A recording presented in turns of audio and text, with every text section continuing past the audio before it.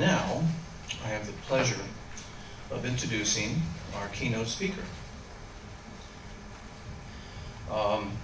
And that is Dr. Joyce Ballsbury.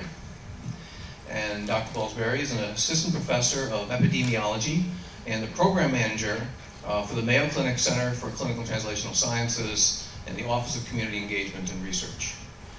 Dr. Ballsbury completed her formal education at Xavier University of Louisiana with graduate training at WashU and the University of Toledo. She completed a postdoctoral research fellowship in health equity, epidemiology, and biostatistics at the University of Florida. Her work as a scientist centers on increasing awareness of the importance of community-patient engagement in research to increase health equity in minority and under-resourced communities. Dr. Ballsbury is the principal investigator of a number of health disparities research studies and recently received a PCORI Award focused on efforts of the Minority Women in Research Networks, which she established in 2011 to promote community-patient engagement in research conducted for minority women. In addition to her scientific work, she has been highly recognized as an educator and mentor. The title of her keynote address is Keys to Building Successful Community-Engaged Research Partnerships. Please welcome Dr. Joyce Ballsbury.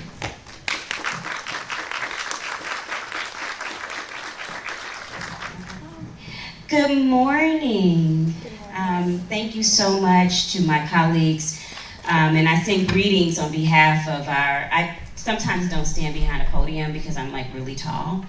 And so, which is, so I'm married to a guy that's 6'3".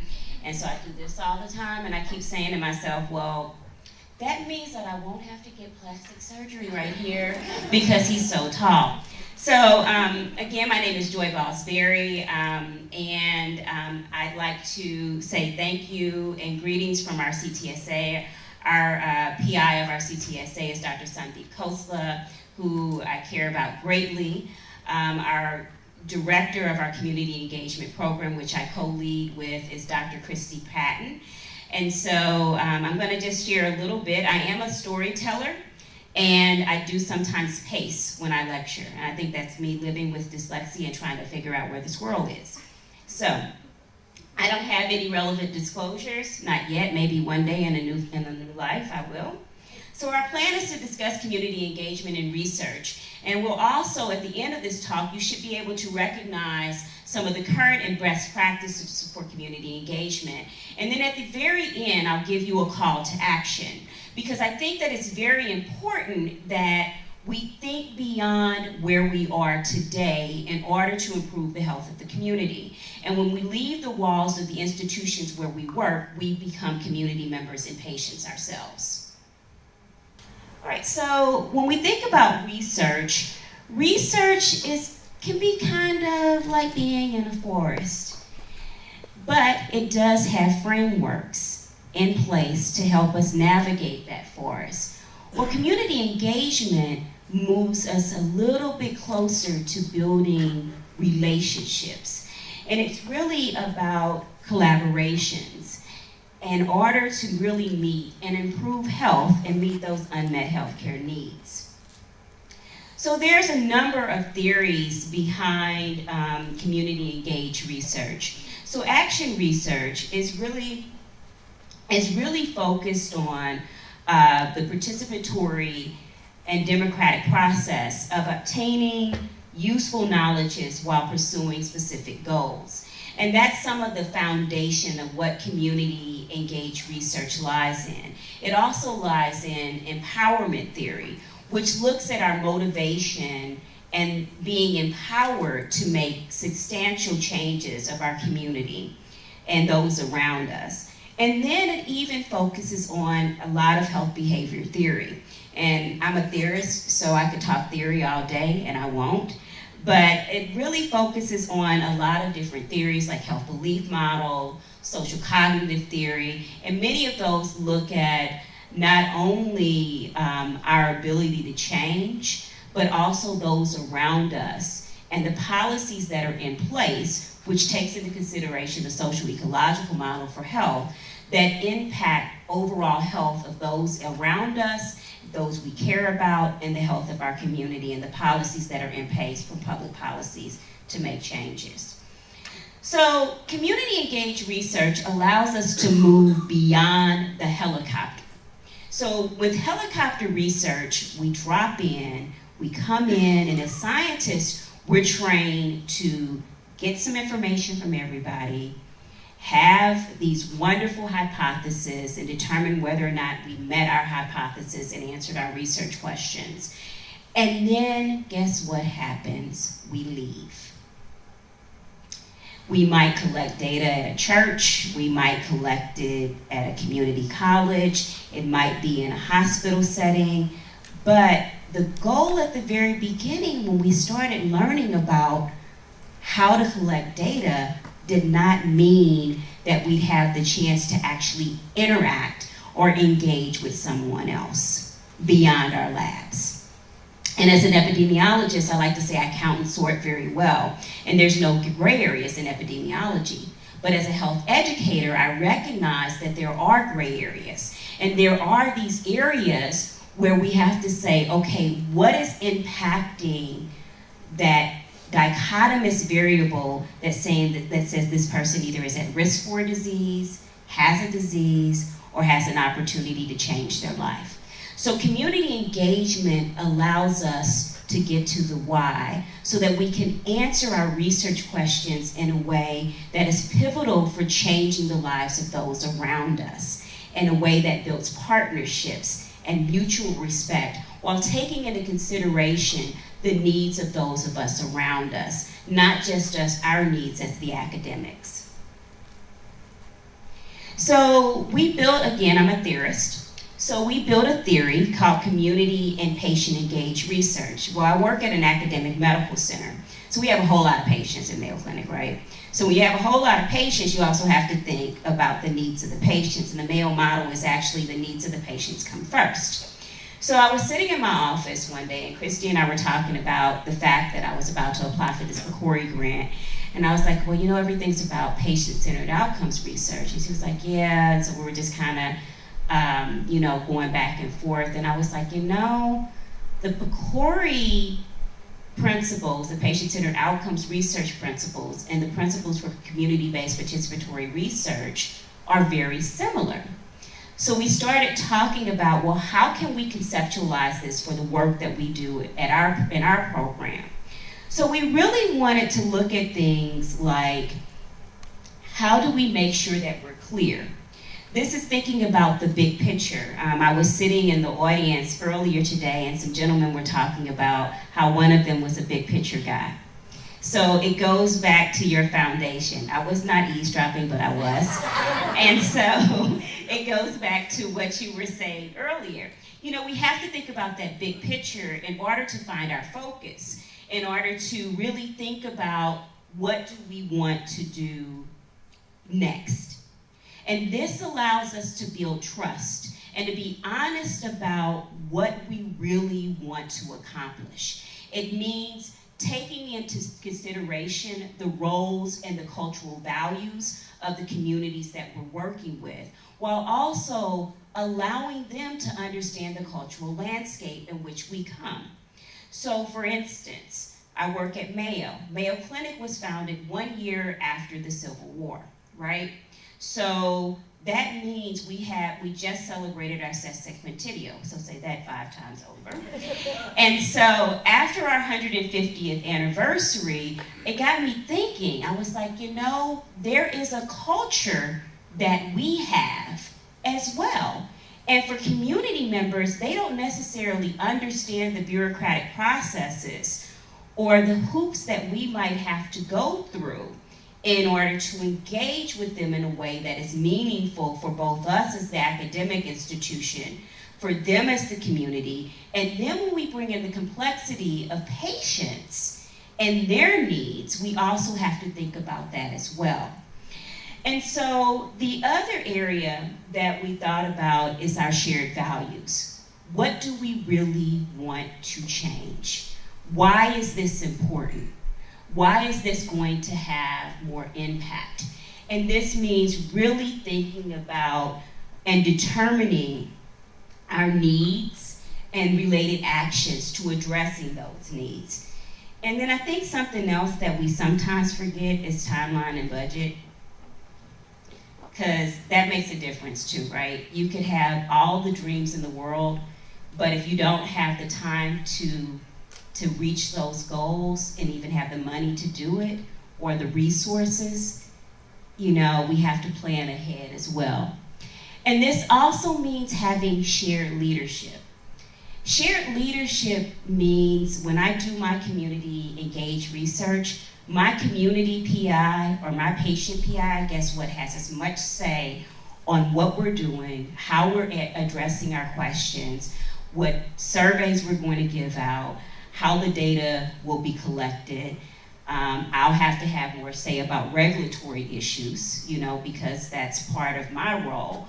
But there are things that they can help me with to make sure that we're able to recruit, that we're able to retain, that we're able to disseminate our findings back to other communities besides just our scientific community. It's also about sustainability and the ability to think about how long will this relationship last. It should last beyond that first paper, that first grant, that first conversation. It should be lifelong. My community partner, for my newest community partner, funny part is actually his aunt is the mother of one of my best friends, and I met him as her scientist, and he said, I'm from St. Louis, Missouri, and I said, me too. And I was like, do you know? And he was like, yeah. And so now, when big things happen in our lives, even beyond the work that we do together, we connect on a family level. He's friends with my husband, you know, so they get to talk about the Jaguars, and he talks about the Vikings, so, you know, and which team is better. And so it's just, it ends up building this family type of relationship beyond the lab. So a new model that we're doing now that we are thinking about testing is what I call our 7 eyes model. And so you all are the first to see the eyes, because the eyes have it, right? So this is about identifying the problem. What do we really want to address? And then it's about saying to our colleagues and our friends and our stakeholders, how do we want to address it, which is informing each other of the problem, taking the time to do it, which means investing that time, and showing up often and early, and involving everyone in the process. So that really means taking into consideration what they call stakeholder theory. So who are the stakeholders? Who do we need to impact? Whose lives are we trying to change? It's moving beyond our wants and needs and really thinking about the needs of others around us. It's also thinking about the best ways to implement a shared decision plan and investigating that plan, so collecting the data, analyzing it, and then sharing that data to determine whether or not we've had any impact. And then throughout that process, evaluating along the way, which means doing process evaluation, what do we need to change, as well as implementation evaluation.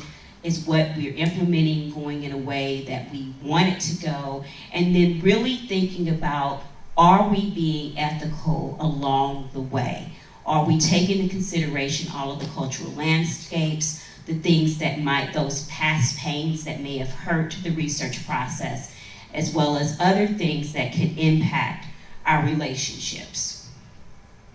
So I mentioned a little bit earlier the social ecological model, and this is the one that the CDC has on their website. And so when we think about community engaged research, it really starts with that individual level. What is going on with us as a person? And then it moves into the new phase of the interpersonal phase. What is going on with the people that we care about, the people around us? And then it moves into the organizational phase. Those are the systems that help us to improve our health. And also thinking about those local areas. And then the communities in which we live in, our workspaces, our social support and civic support, and then the public policies. So we think about seatbelt laws. We think about laws around, let's see, we got seatbelts, we've got smoking, we've got other laws in place that are related to health. But there are some things that are still underway that have not changed our health yet. And that's what you all's role is. So this is a slide that I actually share with my students because, again, I teach at a hospital. And so, and we do have PhD students. We have a graduate school and a national medical school with 2 campuses at Mayo. And I share this slide because many of my learners are physicians, physician scientists, nurses, and clinical and translational scientists. And so, or future one of those areas. And so a lot of times we talk about that clinical encounter. So what happens either prior, during, or after the encounter. So the patient comes in and then they bring with them all of themselves to the encounter, not just their reason for visit. This means also thinking about the biases that the patient might have about the medical center that they're going to, or their provider, or health of their community, all of those things that relate to the diversity of who we are, the complexity of us as individuals. The healthcare system then has their ways that they function. When do they receive payment? How long does it take for the visit to occur? And then there's even the factors that the provider brings in. How much time do they have to see the patient? Is it only about this one reason of visit?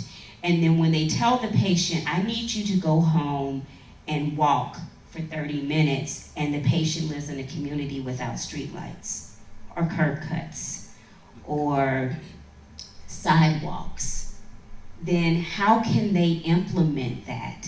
Because their community might not be set up in a way that they can follow the recommendations that are well-meaning by their healthcare provider.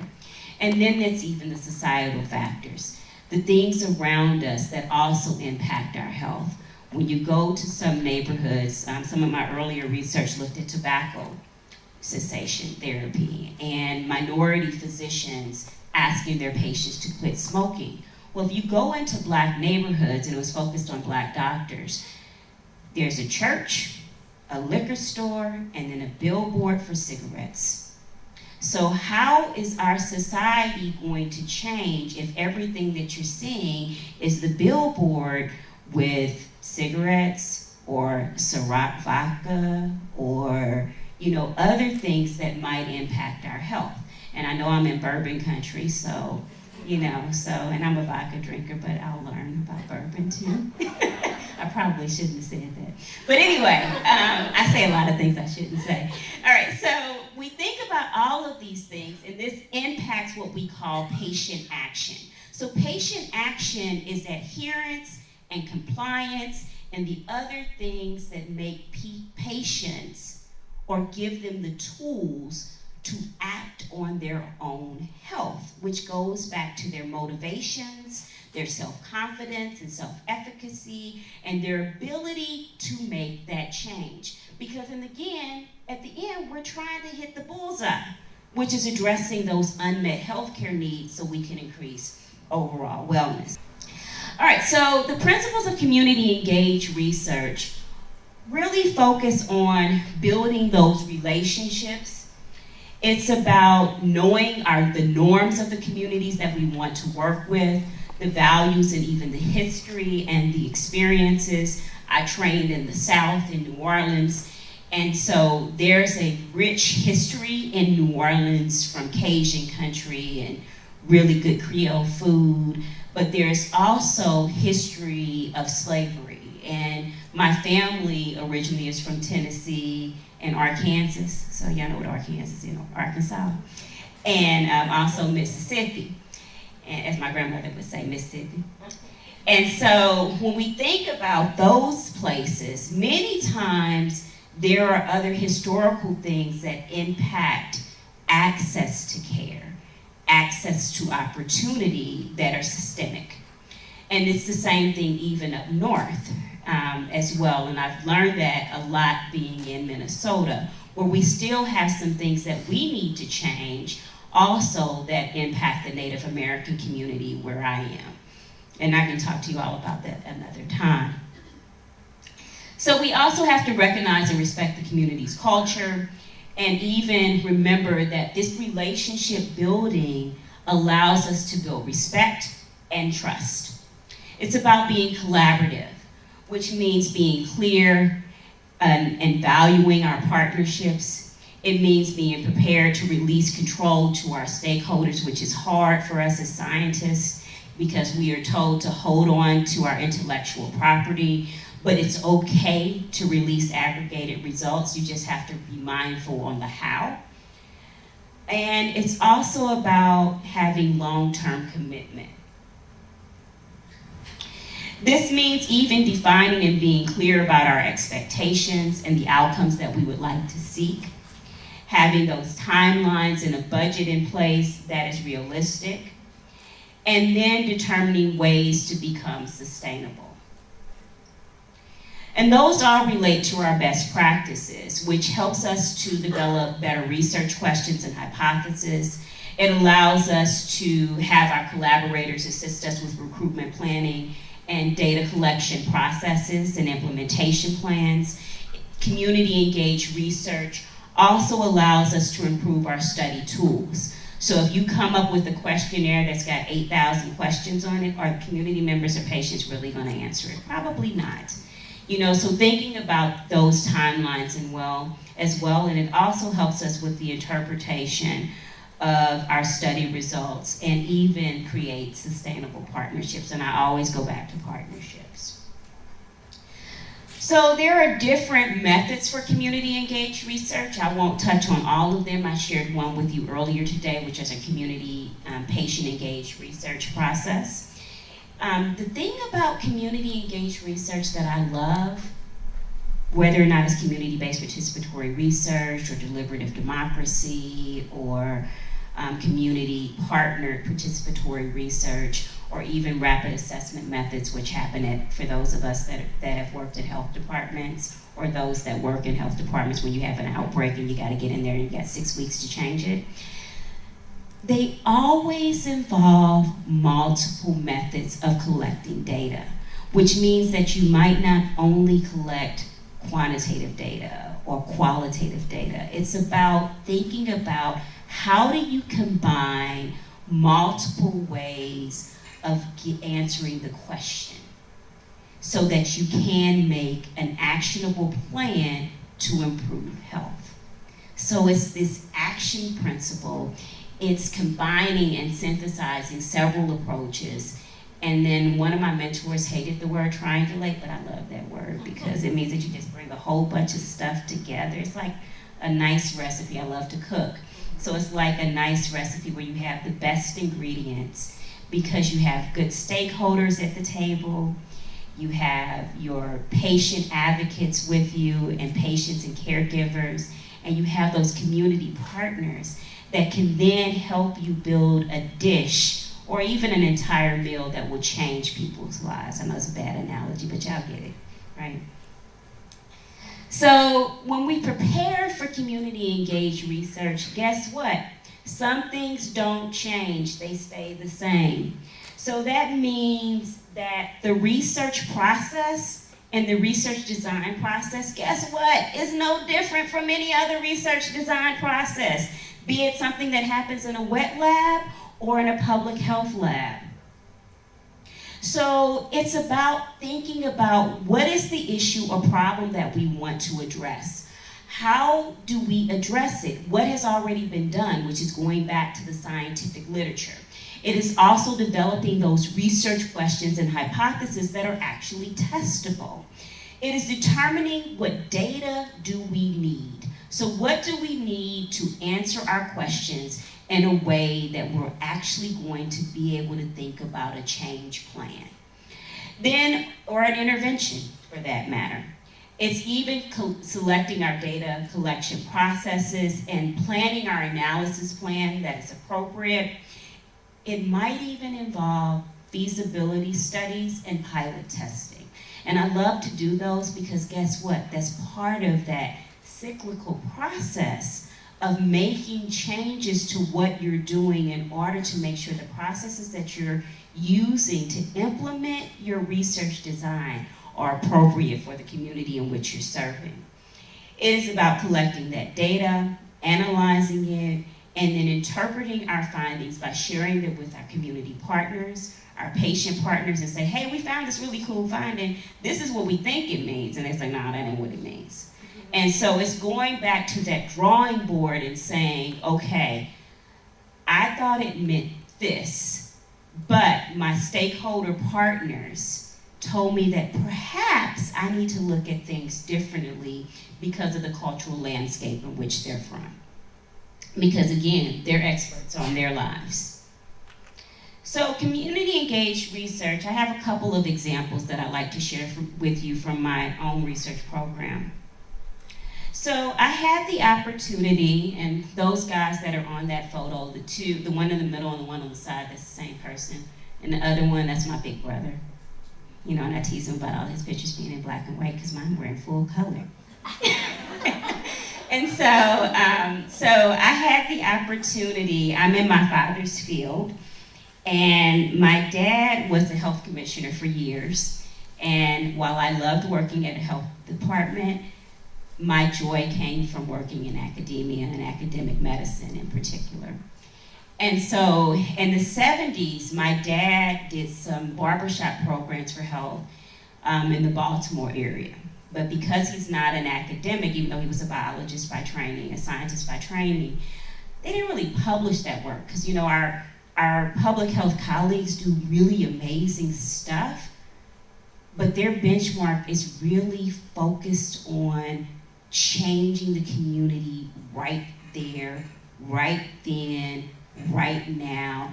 And it's not about publishing it in JAMA or Science or Nature.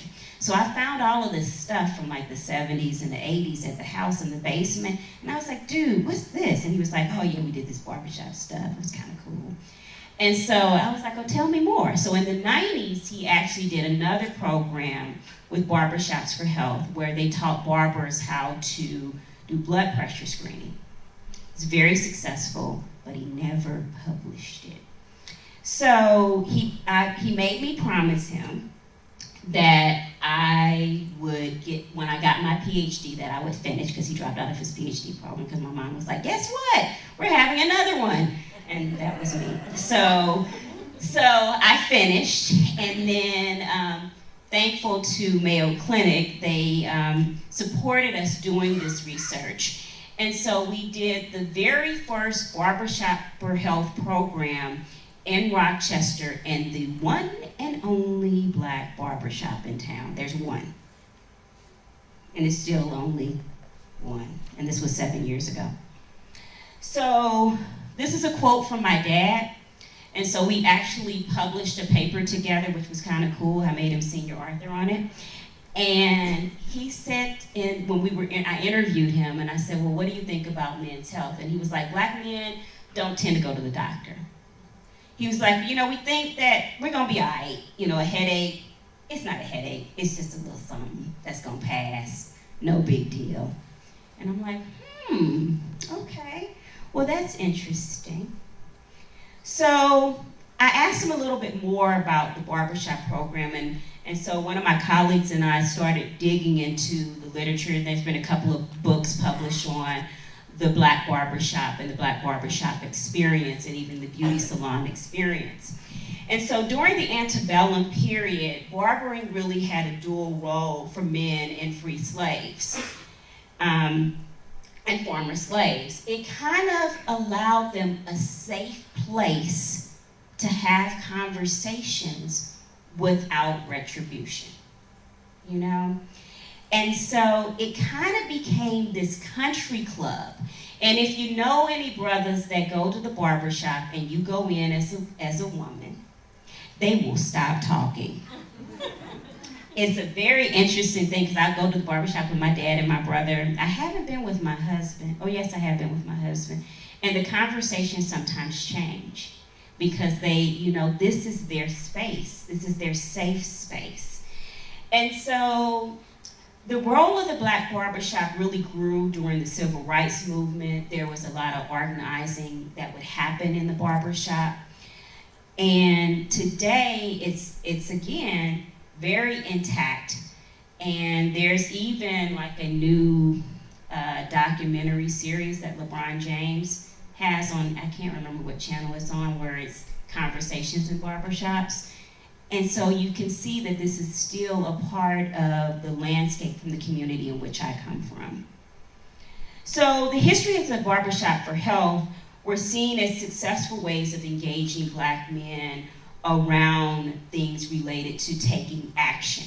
So screening, health education and promotion, and even community capacity building around health. And there was even a key of offering culturally appropriate health and wellness information that the men that attended the barbershop, as well as the barbers, found important. So we had this opportunity to do a deeper dive with that Black-owned barbershop, but guess what? It was kind of different because not only was it Black-owned, but it was also owned by a church, which was kind of unique because the business model of the church was about economic growth. And so in their space, they set up a Black-owned barbershop. Ain't that cool? I know that's bad English, but whatever. And so the purpose of this program, we use the Barbershop for Health program, health approach, which is well documented in the scientific literature. And we started thinking about what we really wanted to learn from these men.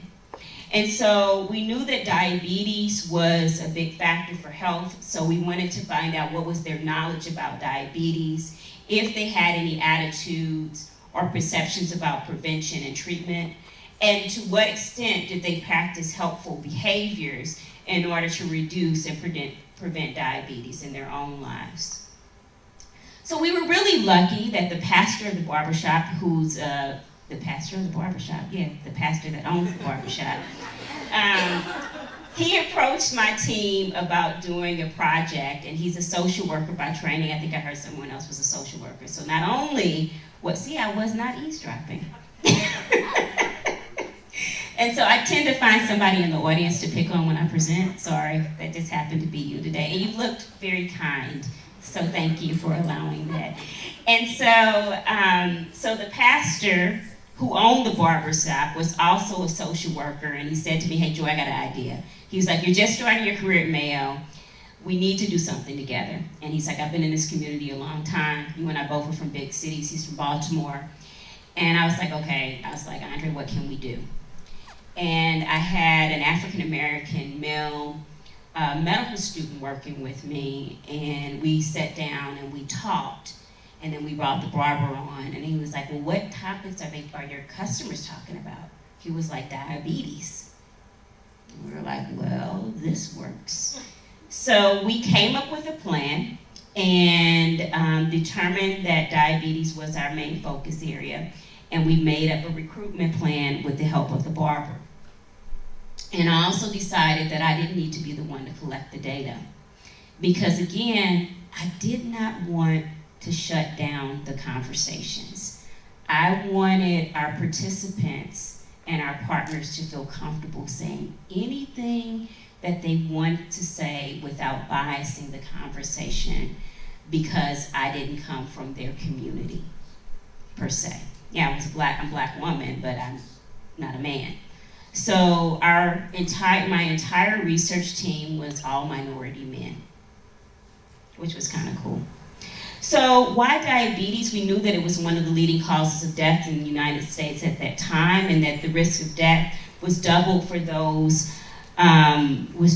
many of those with diabetes, and that there was even a relationship to demographic distribution in disease. So we knew that folks that there was a 7 times higher rate in those that were 65 and older, that racial and ethnic minorities were at greater risk for premature morbidity and mortality. We also knew that blacks at this time were 5 times more likely to develop diabetes than our white counterparts. And in Rochester, we were having an influx of population growth for a variety of reasons. And blacks in our community at that time, and actually still now, represent about 6% of the population. And I use the terms black because for my research, I focus on African Americans, Afro-Caribbeans, those from the continent of Africa, mainly Somali and Sudanese communities, and Kenyan communities, which we have a larger representation of those communities in our geographic area. So our methods. We developed this recruitment plan. The barber was the guy that did all of our recruitment for us. And persons that self-identified as male, that were 18 years of age or older, and that could read or write in English, and also self-identified as black, were eligible for the study. We decided to do semi-structured focus groups, and we used, again, I like theory, so they had a whole lot of theory in there. So we used constructs from the health belief model, like barriers and benefits to health, the precede and proceed model, and another continuum that I like called knowledge, attitudes, and behavior. We developed all of the aspects of our data collection process, including our focus group script, with our community partners. We hosted the barbershop at the focus group at the barbershop. They shut down. We did the focus groups on a Monday when the shop was closed, so that we did not impede on their operational structures. And we also, at the end, we asked them, what should we provide as compensation? He was like, feed us and give us some health information. So we had a meal that at the event, and we also gave them a Mayo Clinic book and some other health information related to men's health. They didn't want any money, but this was that community. Some communities write remuneration in a different way. That's the other part with community engagement. So our results. We conducted 2 focus groups, and again, with qualitative research, you do not do a sample size calculation, so we know that the numbers were small, but that's okay because we reached saturation, which means that we were starting to hear the same things over and over again. So a majority of our participants came to that second focus group.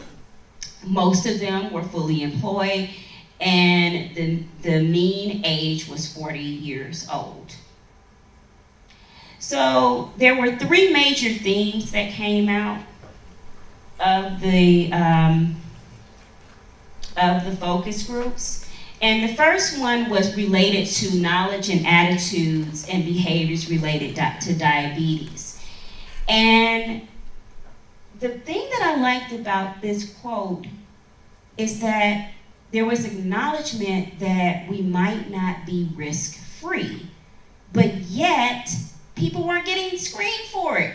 So it's like, okay, we might not be risk-free, but we're not being screened. So that meant that there was possibly some fatalism to screening for diabetes as well. But the other thing that we asked them about was trust. So why aren't we being screened? Why aren't black men in Rochester, Minnesota, or Olmsted County, Minnesota being screened? Like, well, I don't trust the healthcare providers. Well, tell us more. They said, well, do you want a black doctor? Well, no, not really. I want someone that can listen to me and give me more time than 10 minutes. And so the other thing that came out was health education, and that it be culturally appropriate for black men. So I was like, okay, well, that's cool. And then we also asked them, what should we do next?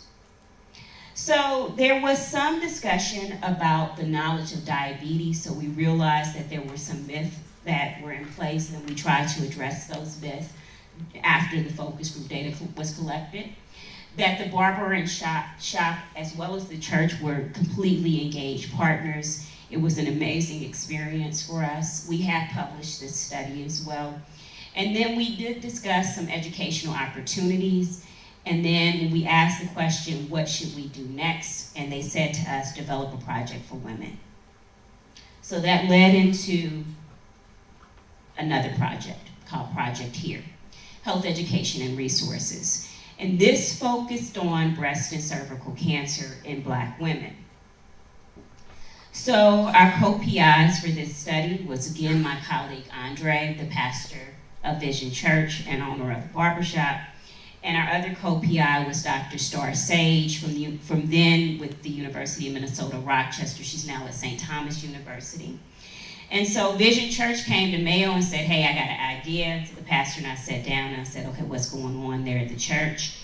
And he said, well, I have a lot of women that are diagnosed with cancer, breast and cervical. And so Dr. Sage, she and I were talking, and we both were epidemiologists, and was like, okay, what can we do to help them? And so there was a pilot grant program at the University of Minnesota that we applied for. It didn't give us any protected time for FTE support, but it did give us enough funding in order to develop a research program.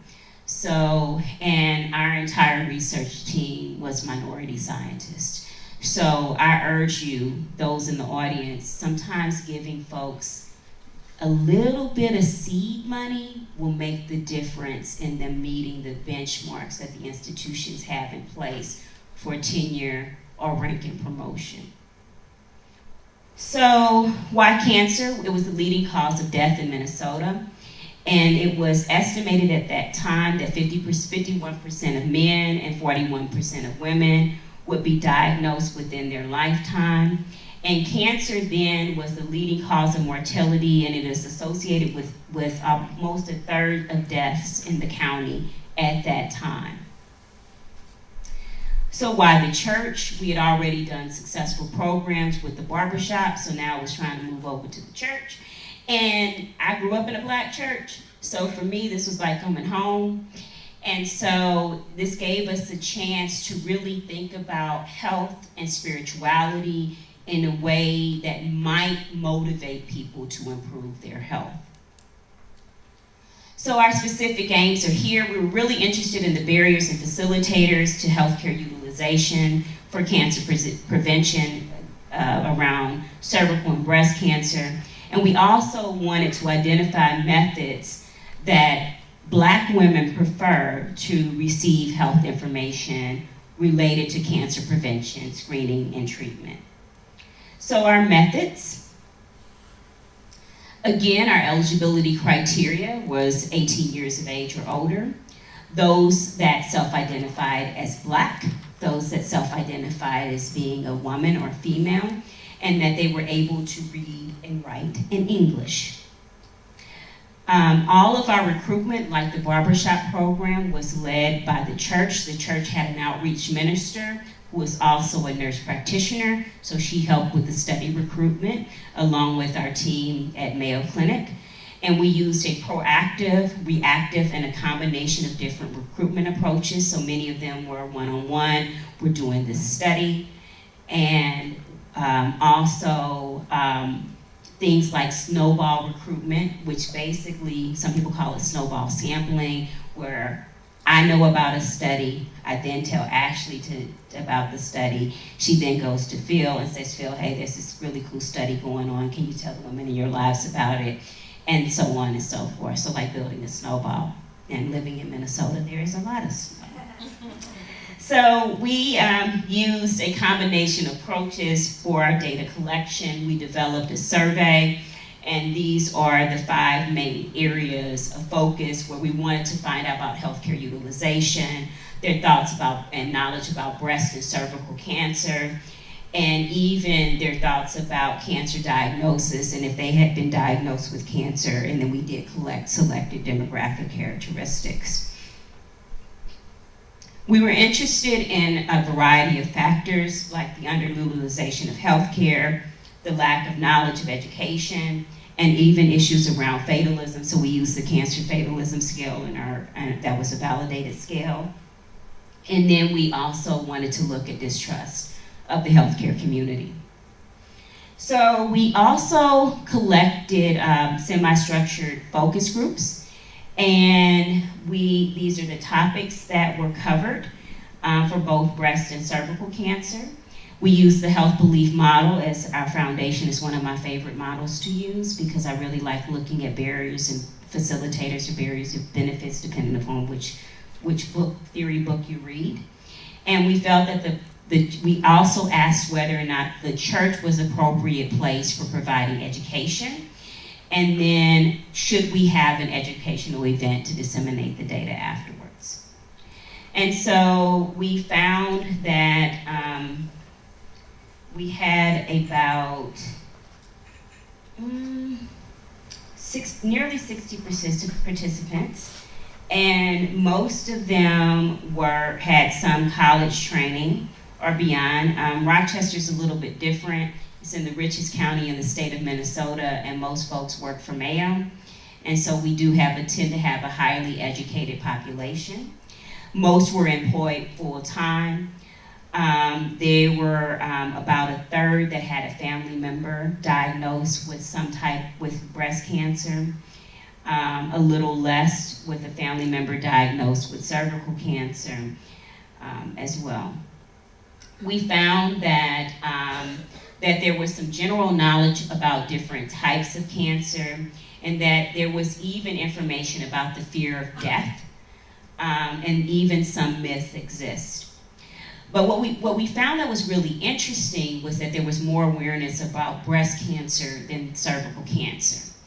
And so we're like, okay, well, why is that? But we have a lot more press on the media about breast cancer than we do cervical cancer. And so, but what was also interesting, we had a group of women, many of which were highly educated, they didn't know where their cervix was. So that meant that we even needed to do some basic education about anatomy and physiology for women's health. So there were some barriers that we found, again, fatalism and mistrust of the medical system. Transportation was an issue. I've set up an appointment, but yet I can't get there. And then even at that time, a lack of health insurance or the lack of enough health insurance to cover needs. The benefits that they found with screening, prevention, and diagnosis was that it motivated them to help their family members, that helped to lead a conversation about family history of disease. There was something that was really interesting in one of our focus groups. We did about 5 of them. There was a woman that came with her daughters. She had 2 daughters. One that was in her early 20s, another one that was like 18 or 19. And when we started the conversation about cervical cancer, another participant said a myth about the disease related to human papillomavirus and number of sexual partners and things like that. And this particular participant became a little upset. And I said, "Are you okay?" And she said, "Well, when I was diagnosed with cervical cancer," and her daughters did not know. And so we needed to allow them the space to unpack that for their family. And it changed the conversation ever so slightly, because the participant that had been diagnosed with cervical cancer, when her kids were like 5 and 7, and they didn't know, they just thought that mommy was always tired, and had been living as a survivor for over a decade, but had never shared that. She said, "I've done my daughters a disservice because I did not share that with them." And now hearing that there are women in the audience, in the focus group that don't know where their cervix is, that means that the onus lies on me to make sure that I'm helping the next generation. So it was really powerful. Some of the women were kind of tearing up at the time. And as the researcher, I'm like, okay, please don't cry. And Star and I was looking at each other like, oh my God. I was like, don't start crying. And she's like, I'm not gonna start crying. Don't you start crying. So, you know, it ended up being one of those very beautiful moments that don't always happen in science. But the other thing that was interesting is that after the first focus group, they said, well, why are y'all only talking to Christian women? And I was like, And Star and I, you know, were talking to Andre about it. We were like, yeah, we probably do need to do more. So we opened up the study to any Black woman, and then we realized that we could not only collect data at the church. So University of Minnesota Rochester gave us space in kind. We also, we worked with the mosque as well. And we had other women that did not self-identify with any religious or spiritual group that participated in the study as well. And with the educational session, they said you need to have it someplace that's easy to get to. So we hosted our dissemination event at the public library, which was right off of bus lines and easy for people to either walk to or get to. And that also had free parking on the weekend. And at the event, we made sure that we offered educational opportunities as well as opportunities for free screening, referral programs. We had a healthcare provider, Dr. O'Neilis Karen Dungle, from our internal medicine program. She's there in the pink, provide education on breast and cervical cancer. At the top, that is our research team, and I have on the same jacket, which is kind of funny. And then in the middle, that is our outreach team as well. And so it was amazing, but we did have some problems because we planned the event during spring break and wasn't nobody in town.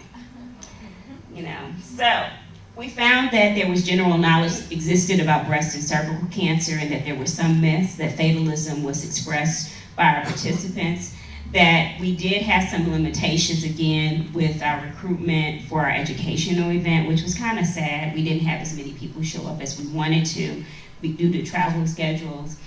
And now we're at a point where we're thinking about what type of educational and intervention programs do we need to consider, and what other partners do we need to bring to our Project Here team. And so now this is my call to action. I call it the DARE theory. So I dare you to be determined. I dare you to figure out what is going on around you beyond the space in which you live and which you work. I ask that you find out a new partner to partner with and develop realistic expectations to improve the health of your community, even if it goes outside of your disease focus area for those that are scientists, because we like to have that one little area that we focus on. But sometimes we have knowledge on other things as well, which at least I hope we do. And I dare you to be engaged.